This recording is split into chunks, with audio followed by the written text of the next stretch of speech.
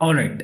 तो सेबी का नया सर्कुलर आ चुका है एंड इसमें बहुत सारे लोगों को बहुत सारा कंफ्यूजन है कि क्या होगा क्या नहीं होगा। वीकली एक्सपायरी चेंज होगी, कॉन्ट्रैक्ट वैल्यू चेंज हो गई है, 3 गुना हो गया, फ्रंट प्रीमियम बायर से लिया जा रहा है। ये सारी चीजें क्या है एक्चुअली में, तो देखो वन बाय वन ये 3 चीजें जो 20 नवंबर से अप्लाई होने वाली हैं इस पे बात करते हैं। बाकी की चीजें तो अगले साल होने वाली, तो उसमें कंफ्यूजन भी बहुत है एंड क्लियर भी नहीं है चीजें, तो वो अगले साल देखा जाएगा। अभी जो होने वाला है इस पे प्रॉपर बात करते हैं। फर्स्ट थिंग जो होने वाला है वो चेंज इन कॉन्ट्रैक्ट वैल्यू, अगर आप देखो तो होगा।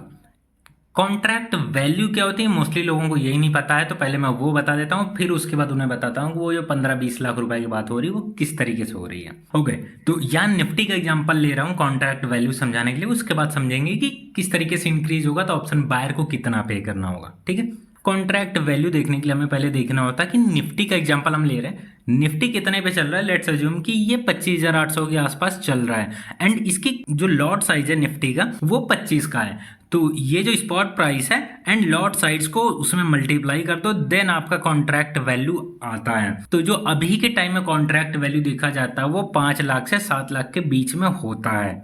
निफ्टी की बात कर रहा हूँ एग्जाम्पल के लिए, सेम आप बैंक निफ्टी के लिए भी कैलकुलेट कर सकते हो। ठीक है, तो बताया जा रहा है कि ये 15 से 20 लाख रुपए तक हो सकता है। मतलब कि अगर ये जब चेंज हो रहा है तो ये थोड़ी चेंज होगा, स्पॉट प्राइस तो चेंज नहीं होगा, इसमें चेंज होगा ये लॉट साइज। अब लॉट साइज कितना हो सकता है इसको भी इसी सेम एग्जांपल से समझ लेते हैं हम कि कितना चेंज हो सकता है। लेट सपोज कि ये 15 लाख रुपए हो गया कॉन्ट्रैक्ट वैल्यू। ठीक है, मैं आपके सामने कैलकुलेट करके दिखा दे रहा हूं, ये कैलकुलेटर आपके सामने आया। अगर ये 15 लाख रुपए हो गया, ठीक है, तो हमें सिंपल सा करना क्या है, जो भी स्पॉट प्राइस चल रहा है जो हमने एग्जांपल के लिए लिया है 25,800, इससे डिवाइड कर देंगे। तो जो हमारे सामने निकल के आ रहा है वो अराउंड 58 के आसपास आ रहा है। अगर यहाँ पे देखा जाए इसे साइड करें तो 58 के अराउंड आ रहा है। दैट मीन्स कि जो भी लॉट साइज होने वाला आने वाले टाइम में मोस्ट प्रोबेबली 60 to 70 के बीच में आएगा।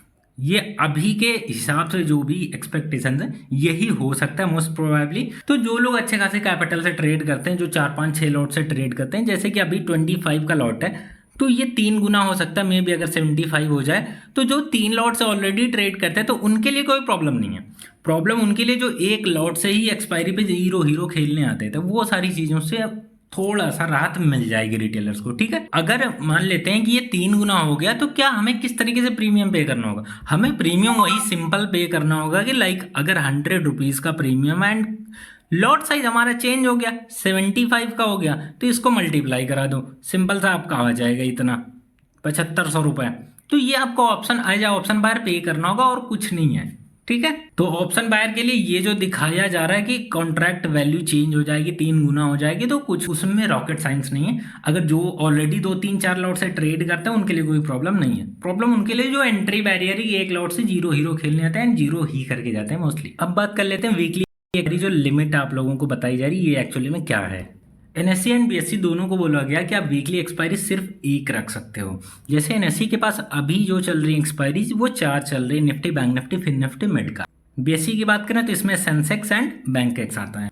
तो वीकली एक्सपायरी अगर एनएससी को दिया गया तो इसमें मोस्ट प्रोबेबली जो अभी तक बताया जा रहा है वो निफ्टी एंड बैंक निफ्टी में कंपटीशन, इसमें दोनों में से एक रहेगा वीकली एक्सपायरी में। बाकी mid cap and Fin Nifty ये दोनों सिर्फ मंथली एक्सपायरी पे आपको मिलेंगे। ठीक है, तो अब किसकी एक्सपायरी रहेगी वो 20 नवंबर को पता ही चल जाएगा कि निफ्टी रहेगा या फिर बैंक निफ्टी रहेगा। ठीक है, सेम फॉर बीएससी, या तो ये सेंसेक्स की एक्सपायरी वीकली रख सकते हैं या फिर बैंक एक्स की। बट अभी के लिए जो चीजें एग्जाम्पशन लगाई जा रही हैं वो बैंक एक्स का वॉल्यूम थोड़ा सा ज्यादा as compare to Sensex, that's why may be Bankex रख दिया जाए, मे बी सेंसेक्स रख दिया जाए।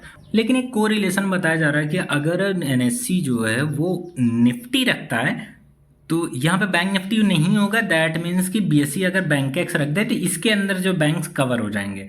इसका एग्जैक्ट ऑपोजिट कि अगर एनएससी बैंक निफ्टी रखता है तो जो बीएससी सेंसेक्स रख सकता है, क्योंकि यही मोस्ट प्रोबेबली एजम्पशन लगाए जा रहे हैं। होगा क्या एक्चुअली में वो नहीं पता, वो खुद ही 20 नवंबर को सारी चीजें क्लियर हो जाएंगी।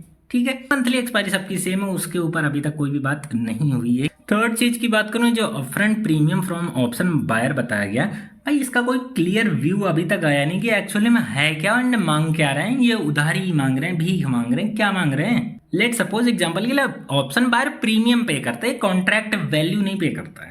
अगर प्रीमियम तुम्हारा चल रहा है 100 रुपीज का, लेट्स एग्जाम्पल, और तुम्हारी जो लॉट साइज है वो 25 का है, तो प्रीमियम जो मेरा ये होगा 2,500 रुपये। ऑप्शन बायर को तो सिर्फ इतना ही पे करना होगा ना, इसके अलावा एडिशनल कुछ नहीं पे करना होगा। जो ये upfront premium collection from option buyer है, ये सारी चीज़ें आपको थोड़ा कंफ्यूज अभी कर रही होंगी, ये एग्जैक्टली किसी को भी क्लियर नहीं कि है क्या। बाकी 3 और चीज़ें उसकी कोई बात करेंगे नहीं, क्योंकि वो अभी अप्लाई होना नहीं, फरवरी में होगा अराउंड अगले साल, तो उसको तब देखेंगे।